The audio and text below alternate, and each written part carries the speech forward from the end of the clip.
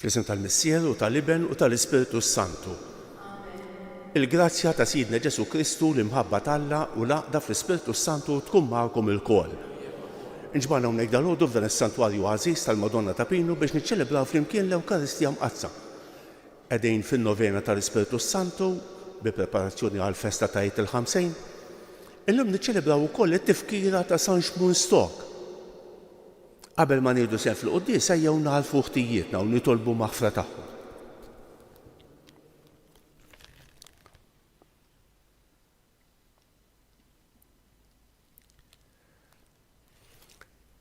Se nofru dan is-sagrifiċċju tal-quddiesa għall-erbieħ ta' Marija u l-familja Reċini. Int li minħabba fina sirtu bidjenti sal-mewt mulej ħniena. Int li qalbek ħelwa umli Kristu ħniena. Int li għandek il-kliem tal-ħajja ta' dejjem mulej ħniena. Iħenna lina Alla li jista' kollox, jaħfrilna dnubietna u jwassalna għal ħajja ta' dejjem. Nitolbu. Dawwa l-mulej il-fema tagħna biex nagħmlu dejjem għemil ta' ġejd. Ħalli inħabilkom bla għeda għal dak li hu l-aħjar u hekk naslu biex nissieħbu għal dejjem fil-misteru tal-Eid. Bibnek Ġesu Kristu siedna li hu Alla u miegħek jgħix u jsaltan flimkien mal-Ispiritu Santu għal dejjem ta' dejjem.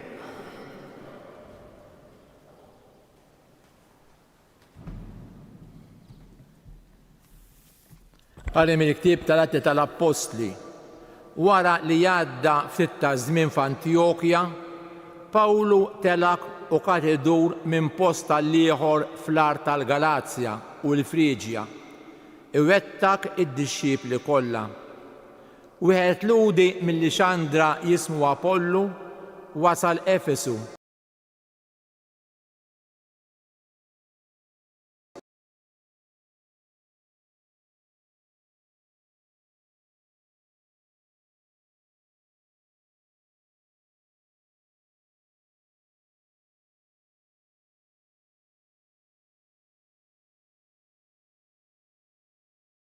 La semuħ, ħaduh magħhom u fissrulu it-trek ta' Alla iktar bir-rekka. Kien ta' għajnuna kbira għal dawk li kienu jemmnu u bil-qawwa kollha kien jagħlaq ħalk il-lut quddiem kulħadd billi jurihom mill-Iskrittura li Ġesu u l-Messija. Il-kelma tal-mulej inroddu ħajr il-Alla. Sarm responsorjali. Alla is-Sultan tal-art kollha. Alla is-Sultan tal-art kollha. Popli kollha ċabċbu jdejkom għajtu bleħen ta' ferħ lill-Alla għax il-mulej loli u tal-biża' Sultan kbir fuq l-art kollha. Alla is-Sultan tal-art kollha. Għax Alla s-Sultan tal-art kollha għannulu bis-sena għanja sabiħa.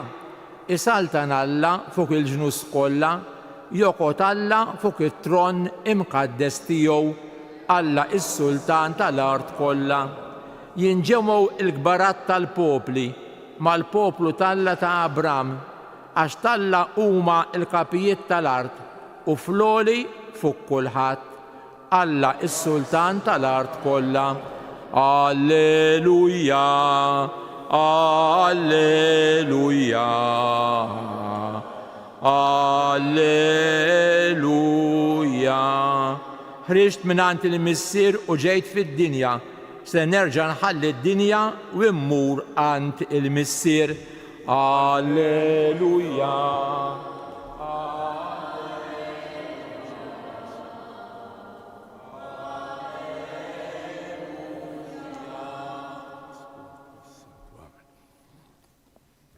Il-mulej magħkom. Qari mill-Evanġelju skont San Ġwan.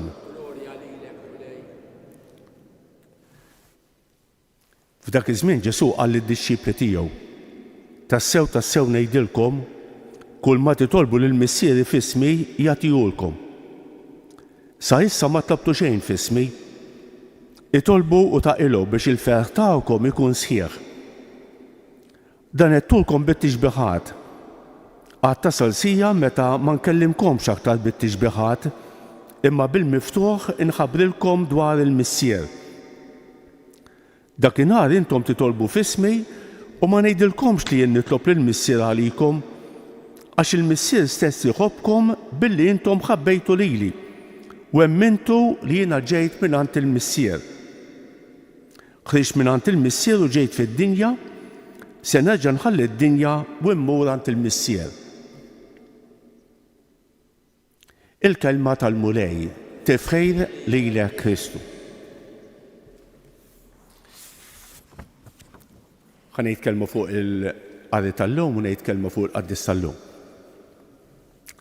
Bħalissa qegħdin fin-novena tal-Ispiritu Santu, żmien sabiħ ħafna. Qegħdin nitolbu l-Ispiritu Santu ħalli idawwal il-ħajja tagħna, jagħtina li nagħmlu għażliet għaqlejn, tajjeb jagħtina s-sinifikat tal-affarijiet. Naħseb żewġ modi fejn naraw il-ħidma tal-Ispiritu Santu hija fil-kelma tagħna. Aħna ngħidu l-kelma tagħna hija imnebħa, ispirata. Mhix kelma bħal tal-gazzetta, mhix kelma bħal ta' romanz jew ktieb tal-istorja, hija kelma imnebħa, imsajra bin-nata tal-Ispiritu Santu. Ara, mod ieħor fejn naraw il-ħidma tal-Ispiritu Santu hija fil-ħajja tal-qaddisejn. Il-qaddisejn huma turija tal-Ispiritu Santu. L-Ispiritu Santu li jaħdem permezz tagħhom. Ħa nitkellmu fuq l-ewwel lezzjoni. L-ewwel lezzjoni li smajna Pawlu għalinna sallu hawnhekk. Pawlu tela u għati dur minn post għal ieħor fl-art tal-Galazja u l-Frieġja iwettaq id-dixxipli kollha. X'jiġifieri? San Pawl kien fejn kien imur kien waqqaf komunità ta' ansara, kultant kien jagħmlu wkoll presbiteri għalihom, imma mbagħad jitlaq u jerġa' jgħaddi darb'oħra biex jara kif huma sejrejn, kif qegħdin jgħixu l-ħajja nisranija. Mhux waqqaf komunità tal-insara u daqshekk. Tajjeb, le, imma jerġa' jmur u jara kif qegħdin jgħixu. Tajjeb. Fis-silta tal-lum ukoll jidħol Apollo. Apollo kien għalinna mill-Lixandra, kien ludi mill-Lixandra, ħadem ħafna, dan Apollo kien kapaċi jitkellem, kien tajjeb fl-iskrittura, kellu kelma tajba, u kien spalla għal San Pawl. Kultant ngħidu, kultant niltaqgħu ma' 10 min nies ma jiswewx daqs wieħed, u wieħed jiswa daqs 10. U Apollo kien wieħed minn dawn, kapaċi jinqara. Imma anki Apollo kellu bżonn ta' introduzzjoni, Priscilla u Aquila. Ara daħluh fiċ-ċirku tal-insara, ħennew għalih, fetħulu għajnejh, ippreparawlu t-triq. Ara, kemm ħaġa sabiħa, il-ħajja tal-Knisja, il-ħajja tal-insara, il-ħajja tal-Ispiritu Santu. Fis-silta tal-Vanġelu tal-lewm għandna diskors li ta' Ġesu li sejjer għal-passjoni, l-aħħar diskors ta' Ġesu. U Ġesu qed jgħid xi ħaġa interessanti ħafna. Jgħidilna itolbu lill-missier f'ismi. Ara fis-silta tal-lum isemmi diversi drabi lill-missier. Mhux biss jiena ġejt mingħand il-missier u l-missier huwa f'ismi, imma kull ma titolbu f'ismi lill-missier huwa jagħtihulkom. Taf għaliex? Għax intom ħabbejtu lili. Meta nħobbu lil Ġesu, meta nobdu lil Ġesu, meta nimxu fuq it-tagħlim ta' Ġesu, aħna nkunu qegħdin nagħtu glorja lill-missier. Alla tagħna rigal kbir lill-Ibnu l-waħdieni. Meta aħna nilqgħuh, nkunu nagħtu glorja lill-Alla, il-missier. Kemm sabiħa din. Naħseb taħarbilna kultant dan l-ħsieb. Il-missier jħobbkom għax intom ħabbejtu lili. Qed jgħid Ġesu fis-silta tal-lum. Kemm sabiħa. Ħa nitkellmu fuq il-qaddis tal-lum, illum qed niċċelebraw il-San Xmulstock. Dan San Xmulstock twilet l-Ingilterra, Ayersford fl-1165. laħaq wieħed mill-ġeneral tal-Ordni Karmelitan kien għadu fil-bidu tiegħu, tajjeb l-Ordni Karmelitan kien għadu fil-bidu tiegħu, u dan laħaq ġeneral tal-Ordni Karmelitan. U hemm tradizzjoni qawwija li tgħid li rċieva il-labtu mingħand il-Madonna. Dan San Xmunstock huwa magħruf għal din l-esperjenza li kellu. Irċieva l-labtu tal-Madonna mingħand il-Madonna bil-weda li min imut li jibes dan il-labtu ma jmux l-infern u l-pwieni tal-purgatorju jitnaqsulu. Kemm hija ħaġa sabiħa. Din mhix maġija imma mhix maġija. Hija rabta mal-Madonna. Il-labtu tal-Karnu qed jgħid. Il-labtu tal-Madonna tal-Karnu. Tajjeb dak il-labtu il-kandella biex niftehmu, il-kannella. Tajjeb jiġbaħ il-ċoqqa tal-patrijiet. Tajjeb, hemm diversi labtijiet, hemm jekk ma nissejż bħal xi ħames kwalitajiet tal-labtijiet.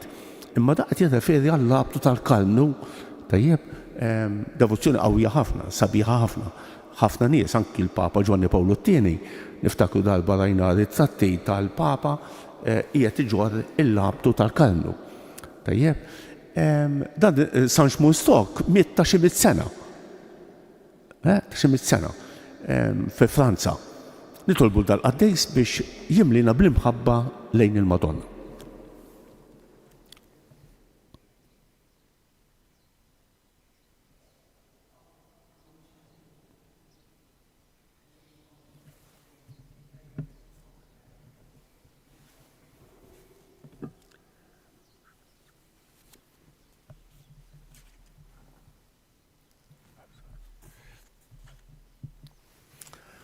Ejnu bil-wiefa nippreżentaw lill-Allejt tal-Biet tagħna, nitolbuk mulej għall-Papa il-Jon, għall-Isqof tagħna Anton, għalina s-saċerdoti u r-reliġjużi imxedin mad-dinja kollha, għatina d-dawl biex nwasslu l-bxara tajba tas-salvazzjoni lill-bnedmin kollha. Nitolbu ismana. Nitolbuk mulej għall-gvernijiet tal-popli, speċjalment dawk il-gvernijiet fejn hemm il-ġuħ, fejn hemm il-mart, fejn hemm il-gwerer, fejn hemm in-nuqqas ta' ftehim. Għatjom id-dawl ħalli jimxu fid-dawl tal-Vanġelu tiegħek, nitolbu. Nitolbu għal-tfal u ż-żgħażagħ tagħna. Bħalissa għandna ħafna studenti li qegħdin jitħejjew biex jirċievu l-ewwel tqarbina u oħrajn li qegħdin jitħejjew biex jirċievu l-Griżma tal-Isqof. Nitolbu għalihom u nitolbu mod speċjali għall-familji tagħhom. Kultant niltaqgħu ma' familjej ma' ġenituri li ma jgħinux anzi jtelfu lil uliedhom. Nitolbu għal-tfal u nitolbu wkoll għall-ġenituri tagħhom, nitolbu. Jekk Alla jgħid fit-22 ta' dan il-ġimgħa d-dieħla, żewġ żgħażagħ ħajrċievu il-presbiterat, jiġifieri għandna li Samuel Aquilina u l-Marlon Bajjada li huma djakni u ħajkunu ordnati saċerdoti, nitolbu għalihom ħalli l-mulej jagħtihom l-Ispirtu tiegħu, nitolbu. Nitolbuk mulej ukoll għal paċi fid-dinja, ħenna għalina u għatina l-paċi li tant għandna bżonn, nitolbu. Nitolbuk għal dawk kollha li se niltaqgħu magħhom illum, għal dawk kollha li qalulna biex nitolbu għalihom jew għednihom it-talb tagħna, nitolbu mod speċjali għal dawk li għaddejjin minn momenti diffiċli fil-ħajja, nitolbu wkoll għal insar li huma berdejn fil-prattika reliġjuża, nitolbu għal morda u għal dawk li jduru bihom, nitolbu.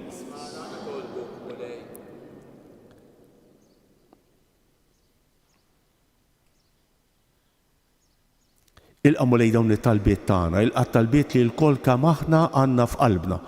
Dawn nofru għomlok permezz ta' Kristu ibnek siedna li jgħix fi saltan għal dejjem ta' dejjem.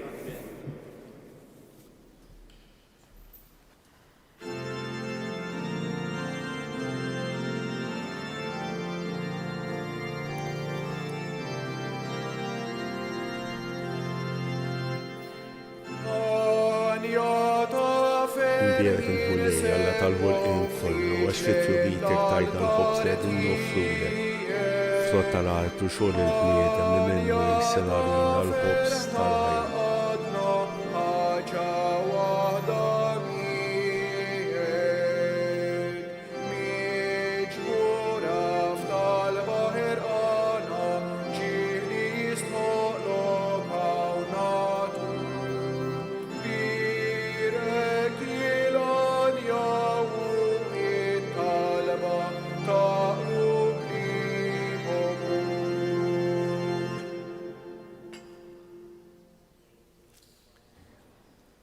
Imbierek int mulejja la tal-ħolqien kollu għax fit-tjubitek tajt tal-imbit li għedin nofrulek frott tad-dilja u xogħol il-bniedem li minnu jsir għalina x-xorb tar-ruħ.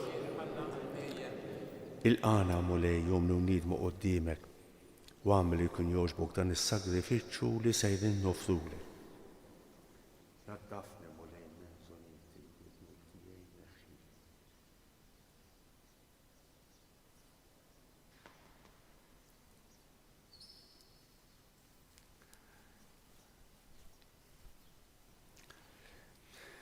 Itolbu ħuti biex dan is-sagrifiċċju tiegħi u tagħkom ikun joġob l-Alla l-Missier li jista' kollox.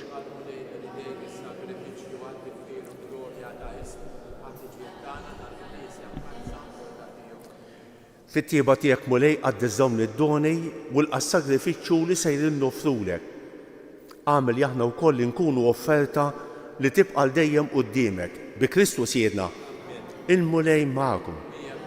Nerfgħu qlubna l fuq. Niżu ħajr lill-mulej Alla tagħna.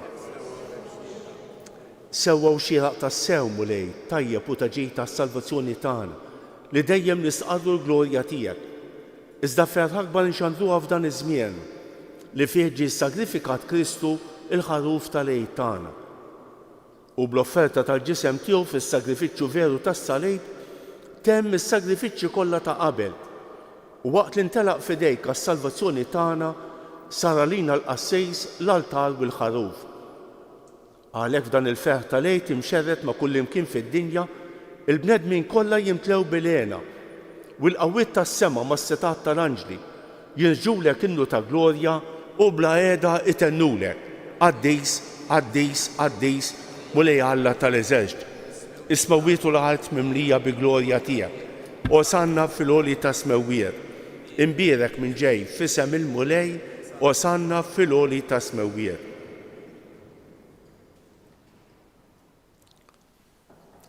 Qaddis tas-sew int mulej, inti lajn ta' kull qdusija.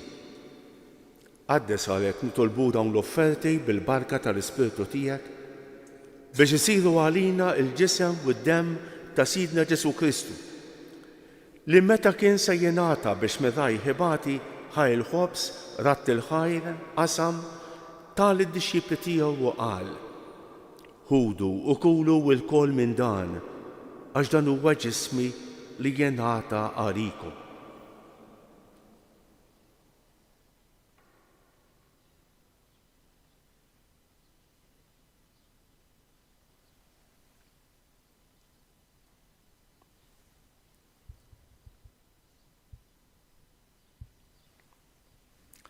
Ekk ukoll wara li klaħaj il-kalċi reġa' ratt il-ħajr tal id-disċipli tiegħu u qal: ħudu u xorbu minnu l-kol. Għax dan huwa l-kalċi ta' demmi tal-patt il-ġdid li jibqa' l dejjem. Id-demm li jixxerret għalikom u għall-bnedmin kollha għal maħfra ta' dnubiet. Għamlu dan b'tifkira tiegħi.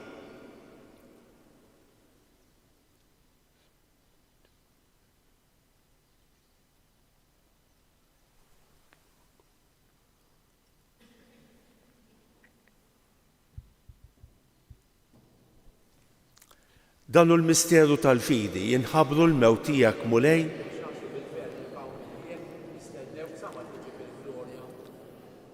għalhekk aħna nagħmlu dan b'tifkira tal-mewt u l-qawmien ta' Sidna Ġesu Kristu nofrulek mulej il-ħobs tal-ħajja u l-kalċi tas-salvazzjoni.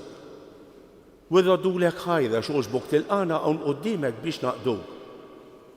Miċ-ċikon tagħna nitolbu li l-Ispiritu Santu jaqgħadna f'ġisem wieħed lilna li nieħdu semm bil-ġisem u d-demm ta' Kristu.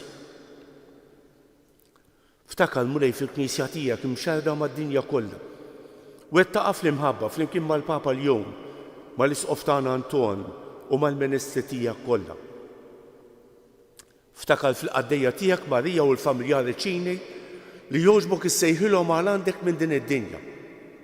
Għamel li kif huma bil-magħmudija mietu f'ibnek u bħal ibnek, hekk ukoll f'ibnek u bħal ibnek jilxu xtahwa l-ħajja.